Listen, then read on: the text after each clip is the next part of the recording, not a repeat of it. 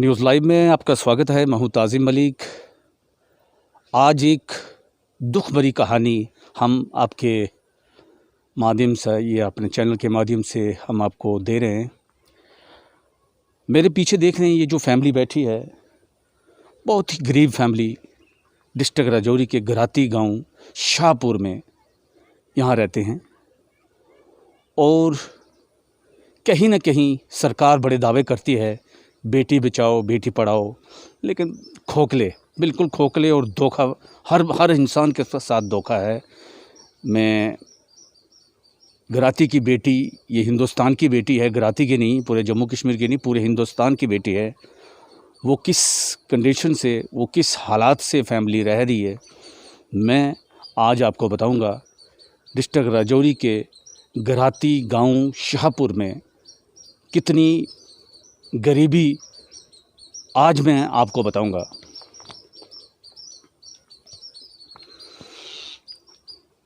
क्या नाम है बेटा आपका? मेरा नाम गायत्री शर्मा है। गायत्री, डिस्ट्रिक्ट राजौरी का ये छोटा सा गांव है जिसको बोलते हैं घराती शाहपुर। पिछली जो ज़िंदगी आपकी गुर्बत में गुजरी, अब भी वैसा ही है, क्या कहेंगे आप? जैसे मतलब चल रहा था पीछे, वैसा ही हाल है अभी तक। मतलब जहाँ तक लोगों की हेल्प से हम यहाँ पहुँचे हैं। स्पेशली मैं डॉक्टर आनम मिर्ज़ा का थैंक यू करती हूँ, जो मेरे को सपोर्ट कर रहे हैं, और संजना ठाकुर मैम, और स्पेशली विबोध गुप्ता और उनके ब्रदर मास्टर विनोद जी। जब भी मैंने उनसे कोई भी हेल्प मांगी, वो हमेशा मेरे साथ खड़े रहे। और जब भी मैंने उनको बोला मुझे नोटबुक चाहिए, बुक चाहिए, उन्होंने दी। और सबसे ज़्यादा थैंकफुल मैं हूँ अपने मुस्लिम सर और सलीम सर का, जिन्होंने मेरे को सपोर्ट की और मेरी हर जगह पे हेल्प की। और मैंने उनको जब भी बोला सर मुझे ये प्रॉब्लम है, उन्होंने मेरे को हर जगह पे हेल्प की। गायत्री, आप पढ़ना चाहते हो, क्या बनोगे? सर मैं अभी तक पढ़ रही हूँ, अभी मैं BA 5th सेम में हूँ। आगे मुझे IAS क्वालिफाई करना है। उसके लिए मतलब मेरे घर में कोई सोर्स ऑफ मनी बहुत प्रॉब्लम आ रही है उसकी। इतने बड़ा ख्वाब लेके चल पड़े हो आप। पापा आपके कुछ करते नहीं, वो भी बीमार है, मम्मा ऐसे हैं, 2 बहनें हैं, कैसे चल पाएगी ज़िंदगी? सर वो ही मैं खुद परेशान थी, इसलिए मैंने सोचा आज आपको मैं कॉल करी, और मैंने सोचा मैं आपको बुलाऊं और ताकि मेरी कोई आवाज़ सुने और मेरी कोई हेल्प करे। और मैंने जहाँ तक मतलब अभी भी मैं लोगों की मदद से पढ़ रही हूँ। कोई नोटबुक, कपड़े, कुछ भी है, मतलब अपना खुद का नहीं लिया। और जबकि मैंने जिससे भी हेल्प मांगी, इवन कि मेरे को किसी ने ना नहीं करी। और अंकित केसर भैया हैं, उनको जब भी मैंने कुछ भी बोला, उन्होंने मेरे को फटाफट से उसका मतलब सोल्यूशन बताया और गाइड भी किया। गायत्री ऐसे नहीं चलना, ऐसे चलना है, और मेरी सपोर्ट भी करी। और संजना ठाकुर मैम है, उन्होंने मेरे को जितना उन्होंने मतलब सपोर्ट करा, और डॉक्टर आनम मिर्ज़ा मैम ने, वो मैं आपको बता नहीं सकती इससे ज़्यादा। गायत्री, कब तक चलेगा ऐसे आपको हेल्प करते रहेंगे लोग? कब तक? अपना कोई नहीं है? अपना मेरा कोई भी नहीं है जो मेरी हेल्प करे। अगर अपना कोई होता तो आज मेरी ये कंडीशन नहीं होती। मेरे घर की कंडीशन बहुत ज़्यादा ख़राब है, तभी मैं कभी किसी से हेल्प मांगती हूँ, कभी किसी से। मतलब कि मैंने ये सोचा कि मुझे आगे IAS क्वालिफाई करना है किसी भी तरीके से, चाहे मुझे भीख भी मांगनी पड़े, उस तरीके से मुझे कुछ बनना है, ताकि जो मेरी हेल्प कर रहे हैं उनको कल ये ना लगे कि हम इसको पैसे दे रहे थे, ये ताकि मतलब ऐसे इसने पैसे हमारे ज़ाय कर दिए। मैंने उनके पैसे वो कहीं अच्छी जगह पे लगाने हैं, ताकि मेरे को भी कल वो उनको भी खुशी हो और वो भी खुश रहें कि हमने इसके ऊपर पैसे लगाए। जब भी इसको मांगा, मैंने जिससे 500 मांगा, उसने मेरे को 500 रुपया ही दिया।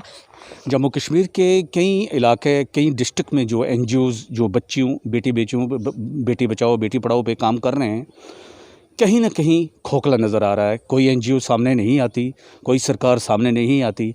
आज इस गरीब फैमिली की पुकार कोई नहीं सुन रहा। हमारा काम जो है वो हमारा आप लोगों को दिखाना है। हम इतना ही कर सकते हैं।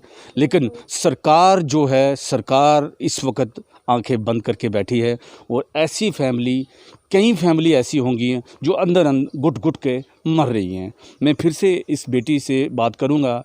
ये बेटी जम्मू कश्मीर की नहीं है, ये बेटी हिंदुस्तान की बेटी है, बोल्ड बेटी है और अच्छे ओहदे पे जाना चाहती है, लेकिन कहीं ना कहीं इसको लग रहा है कि मेरा सहारा कोई नहीं है। जी, क्या कहेंगे आप?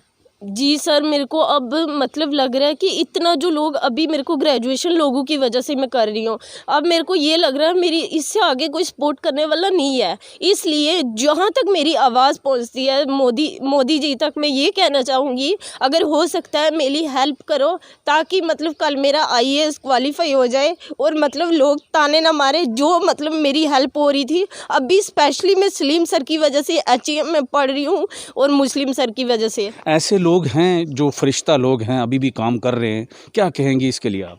सर बहुत अच्छे लोग हैं, इसके लिए मैं जितना कहूँ उतना कम है। जब भी मैं मतलब बोलती हूँ, जब भी मैंने उनको एक कॉल भी की मेरे को ये प्रॉब्लम आ रही है, और वो मेरे साथ हमेशा खड़े रहे। और मैंने उनको इतना भी बोला कि मुझे 10 रुपये भी चाहिए ना, उन्होंने मेरे को 20 रुपये निकाल के दिए। मेरे पीछे देख रहे हैं, ये जो घर आप देख रहे हैं, ये बिल्कुल कच्चा घर है, मिट्टी वाला घर है।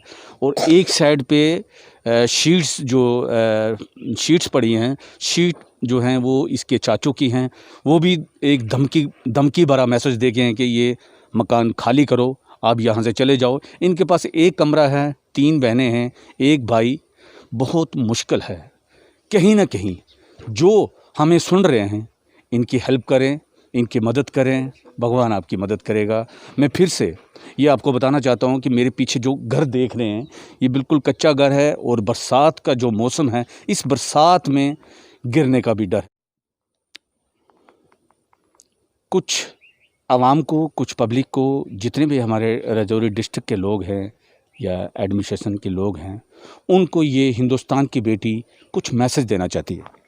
सबसे बड़ा मैसेज मेरा भूल गया था मैं, district administration Rajouri Shri Sher Singh sir को, ठाकुर शेर सिंह सर को मैं धन्यवाद करती हूँ, जिनकी वजह से आज मैं देख सकती हूँ। और उन्होंने मेरी इमीडिएटली उसी टाइम हेल्प करी और दूसरे दिन मेरे को लेटर बना के दिया और मैं यहाँ से पठानकोट गई, वहाँ पे जाके मैंने ट्रीटमेंट करवाया। क्या हुआ था? मेरे को आइस में अचानक ही डॉक्टर आसिफ जी ने बोला था कि आप ब्लाइंड हो गए हो, आपको अर्जेंट ऑपरेशन करवाना पड़ेगा। फिर मैंने यहाँ से क्या किया, स्पेशली मेरे को किसी ने गाइड किया, आप शेर सिंह सर के पास जाओ। मैं उनका धन्यवाद करती हूँ तहे दिल से, ताकि उन्होंने मेरी सुनी और उसी टाइम हेल्प करी और उनकी वजह से आज मैं यहाँ पे खड़ी हूँ। वरना अगर वो मेरी हेल्प नहीं करते तो आज मैं मतलब देख नहीं सकती थी।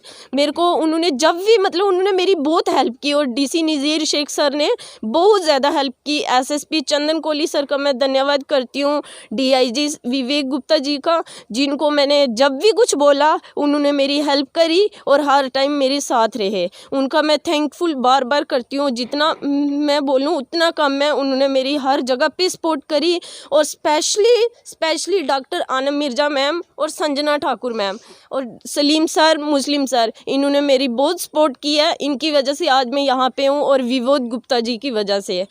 कहती, आप जैसी कई बेटियां हिंदुस्तान की बेटियां हैं, हर डिस्ट्रिक्ट में, हर इलाके में, पूरे जम्मू कश्मीर में, वो भी दुखी हैं, हर एक की मदद करते हैं। लेकिन आपको जब मैंने देखा, आपका मैंने घर देखा, आपकी हालत देखी, कब तक चलेगा ये? सर वही मेरे को खुद समझ नहीं आ रहा कि ऐसा कब तक चलेगा। मैं बहुत ज़्यादा दुखी थी, मेरे को एक टेंशन है, मेरे को थोड़ी और भी प्रॉब्लम है, मेरी मेडिसिन भी ख़त्म है।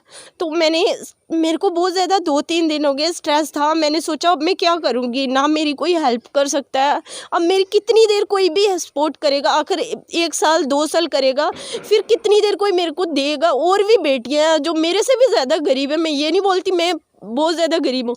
और कुछ ऐसे लोग मैंने देखे हैं कि इनके मैं घर गई हूँ, उनको खाना नहीं था एक टाइम का खाने का, मेरे को फिर भी सपोर्ट मिल रही है। और कई बार मेरे घर में मतलब आटा चावल नहीं होते थे और मैंने जब भी किसी को बोला उन्होंने मेरी सपोर्ट करी और मेरे को दिया। और कुछ ऐसी बेटियाँ मेरे से भी गरीब जो अभी मतलब पैसे ना होने की वजह से, सोर्स ऑफ मनी कम है उनके पास, वो नहीं पढ़ पा रही और उनके पेरेंट्स उनको घर पे ही रख रहे हैं। मतलब उनको बाहर जाने का कोई भी हक नहीं दे रहे, बोलते बाहर नहीं जाना, बाहर ऐसे मतलब ख़राब है, बाहर जाके आप क्या करोगी, आपको घर का काम करना और आपकी शादी करवा दे। ऐसा नहीं होना चाहिए सर। मैं डिस्ट्रिक्ट एडमिनिस्ट्रेशन और जहाँ तक मेरी आवाज़ पहुँचती है, जो अभी गवर्नर आए हैं उनसे मैं रिक्वेस्ट करती हूँ, ऐसा देश की बेटियों के साथ क्यों हो रहा है, उनको बाहर क्यों नहीं निकलने दे रहे हैं, और उनको आगे जाने का शौक़ है, वो नहीं जा सकती।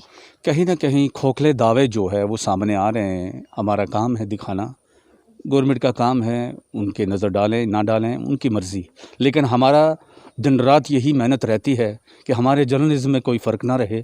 हम कहीं ना कहीं ऐसी बेटियों को आगे लाएं और इन बेटियों के सहारे जो हिंदुस्तान चल रहा है, आज जो दावा कर रहे हैं हिंदुस्तान बेटी बचाओ बेटी पढ़ाओ, बिल्कुल खोखले सामने आ रहा है। लेकिन मैं फिर भी इस बेटी से बात करूंगा, इस बेटी के माँ से बात करूंगा, वो कितनी मजबूर हैं इन 3 बेटियों को लेके।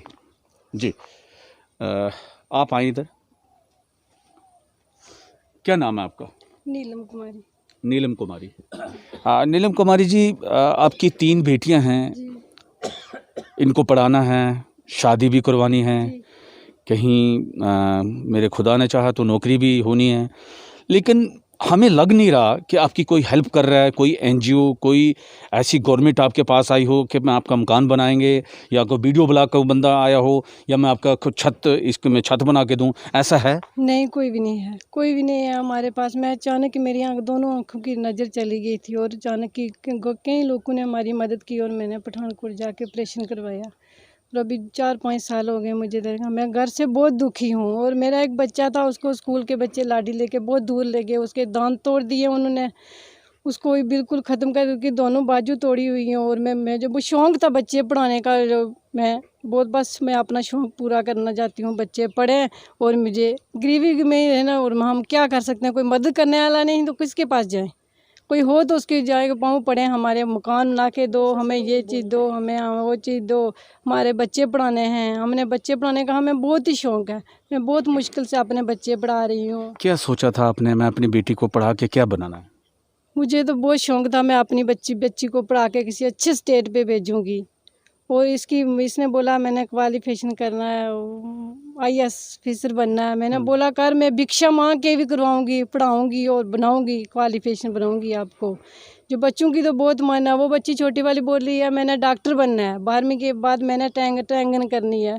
जो मैं कल से सोच रही हूँ मैं क्या करूँगी, कहाँ ट्रैंगन। लेकिन इतने बड़े ख्वाब चल के अब चल रहे हो, देख के चल रहे हो, कोई सरकार, कोई NGO आपके पास आई है? नहीं, कोई भी नहीं है।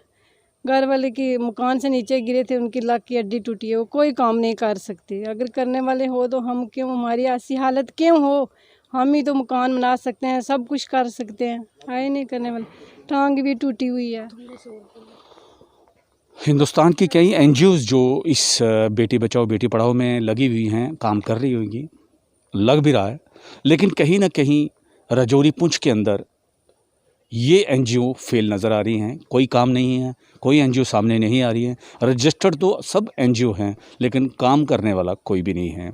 बेटी पढ़ाओ बेटी बचाओ में आज हम आपको बताया कि ये हिंदुस्तान की बेटी जो इतनी परेशान है, इस हमारे राजौरी डिस्ट्रिक्ट के छोटे से गांव गराती में, कहीं ना कहीं ये जवाब जो है इस बेटी ने दे दिया है कि मैं हिंदुस्तान की बेटी हूँ, मेरे साथ क्या हालत है, मैं पढ़ना चाहती हूँ या मैं कोई ऑफिसर बनना चाहती हूँ। लेकिन बहुत से सवाल हैं इस बेटी के अंदर, मैं वो भी निकालना चाहता हूँ।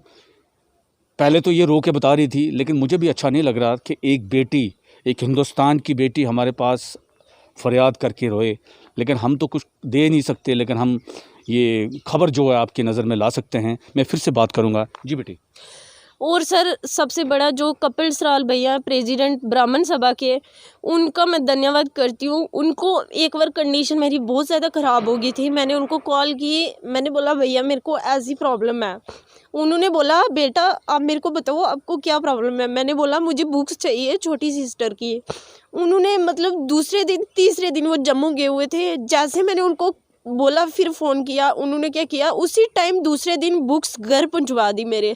4-5 हज़ार की बुक्स आई छोटी सिस्टर की, उनका मैं धन्यवाद करती हूँ। और जो उनके करण भैया जो सरपंच हैं, उनका मैं बहुत ज़्यादा थैंकफुल हूँ। उनको मैं जितना उनका धन्यवाद करूँ मेरे काम में, मेरी जो भी, मैं ये नहीं कहती मेरी थोड़ी बहुत सपोर्ट हो रही है, लेकिन इससे आगे मेरे को ऐसा लग रहा है मेरी कोई सपोर्ट नहीं करेगा। और मैं डिस्ट्रिक्ट एडमिनिस्ट्रेशन से वापस से ये बोलती हूँ कि अगर हो सकता है मेरी हेल्प करो, ताकि मेरा IAS क्वालिफाई हो जाए और ताकि जो मेरी सपोर्ट करो, मेरा ये सपना पूरा हो जाए। हिंदुस्तान की इस बेटी ने जिस इंसान ने इनकी मदद की है, चाहे वो कोई NGO है या कोई सरकारी दायरा है या कोई ऐसे काम कर रहे हैं, उनका शुक्रिया अदा करना चाहती है। फिर भी कहीं ना कहीं इस बेटी का जो दुख हमें भी देखा नहीं गया और आपको भी लग रहा है ऐसा, तो ज़रूर शेयर करें, इसको कमेंट करें और याद रखें कि ऐसी बेटियां कुछ ना कुछ बन के दिखाएंगी। लाइव न्यूज़ के लिए ताज़िम मलिक, गिराती, रजौली।